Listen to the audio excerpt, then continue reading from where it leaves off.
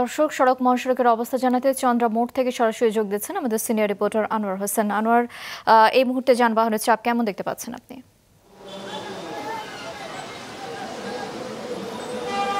ফারহানা, গতকাল থেকে সড়ক পথে আসলে ঈদের ঘর ফেরত মানুষের যাত্রা শুরু হয়েছে এবং গতকাল যেহেতু সরকারি ছুটি ছিল এবং গার্মেন্টস কারখানাও কিন্তু গতকাল কিছুটা ছুটি দিয়েছে এবং আজকেও বেশ কিছু গার্মেন্টস কারখানা ছুটি দিয়েছে, ধাপে ধাপে ছুটি দিচ্ছে, যে কারণে সড়কে কিন্তু আমরা বেশ চাপ দেখতে পাচ্ছি।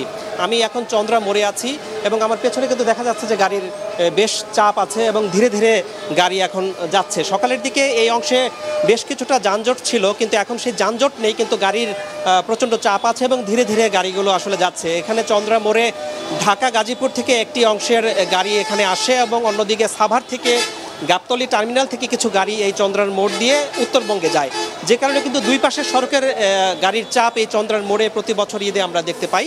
হাইওয়ে পুলিশ যেটা জানিয়েছে যে এই চাপ আসলে বিকেলের দিকে আরেকটু বাড়বে, কারণ হচ্ছে আজকে বিকেলের দিকে আরও কিছু পোশাক কারখানা ছুটি হবে এবং আগামীকালও কিছু পোশাক কারখানা ছুটি হবে, যে কারণে আজকে এবং আগামীকাল দুই দিনই এই চন্দ্রার মোড়ে গাড়ির এই চাপ থাকবে। এবং এই চাপটি কিন্তু গাজীপুরের শফিপুর থেকে কালিয়াকৈর এই প্রায় 7 কিলোমিটার এলাকা পর্যন্ত গাড়ির এই ধীর গতি আমরা সকাল থেকেই লক্ষ্য করছি এবং এই ধীর গতির পরিমাণটা কিন্তু এখনও আছে এবং আজকে সন্ধ্যা নাগাদ এবং আগামীকাল এই পরিমাণটা কিন্তু আরেকটু বাড়তে পারে।